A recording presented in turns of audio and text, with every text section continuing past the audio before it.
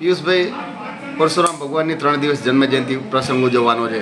કઈ રીતનું આયોજન છે આપનું અને આપના કયા કયા કાર્યક્રમો છે? પાટણ શહેરની અંદરથી પરશુરામ જન્મોત્સવની ઉજવણી કરવાનું મંદિર તરફથી નક્કી કરેલું છે અને તેના ભાગરૂપ 3 દિવસ સુધી વિવિધ કાર્યક્રમનું અમે સૌએ આયોજન કર્યું છે. તારીખ 8/5/24ના રોજ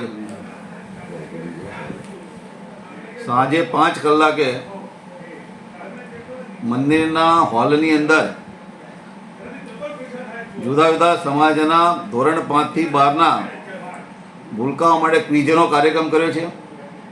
પરશુરામ ભગવાનના જીવન ચરિત્ર વિશે તેમને પ્રશ્નોત્તરી કરવામાં આવશે અને જે શ્રેષ્ઠ જવાબો આપશે તેવા 3 વિદ્યાર્થીઓને ઇનામ વિતરણ થવાનું છે, એનું બહુમાન કરવાનું છે. બાકીના જે વિદ્યાર્થીઓ જોડાયા છે તેને પુરસ્કાર રૂપે દરેક વિદ્યાર્થી જેને આ સ્પર્ધામાં ભાગ લે છે એને ભગવાન જગન્નાથ મંદિર તરફથી જે પ્રાર્થના પુસ્તિકાનું પ્રકાશન કરવામાં આવ્યું છે એ પુસ્તિકા ભેટ આપવામાં આવશે. તે જ રાતે એટલે કે 8 તારીખે રાત્રે 9 વાગે મંદિર પરિસરની અંદર ભજન સંધ્યાનું સુંદર આયોજન કરવામાં આવ્યું છે. રાત્રે 9 થી 11:30 સુધી ભજનનું આયોજન છે. તો પાટણની ધર્મપ્રેમી જનતાને આ કાર્યક્રમમાં ખાસ પધારવા આપ સૌ મીડિયાના માધ્યમથી હું હાર્દિક નિમંત્રણ આપું છું. તે જ રીતે તારીખ 9/5ના રોજ સવારે 8 વાગ્યાથી સાંજે 6 વાગ્યા સુધી મંદિરના પ્રાંગણની અંદર આનંદના ગરબાનું આયોજન કરવામાં આવે છે. આ આનંદના ગરબાની અંદર આશરે 50 જેટલા આનંદના મંડળો ભાગ લેવાના છે. તે તમામ માટે ઉનાળાની કાળઝાળ ગરમીના કારણે તેમને કોઈ તકલીફ ના પડે એ પ્રકારનું અમે વ્યવસ્થાપન કર્યું છે. એમની ભોજનની વ્યવસ્થા કરી છે. એમને સાંજે નાસ્તો પણ કરાવીને મોકલવાના છીએ. તમામ બહેનોને અમે મંદિર તરફથી એક સુંદર પુસ્તક આનંદના ગરબાનું ભેટ આપવાના છીએ.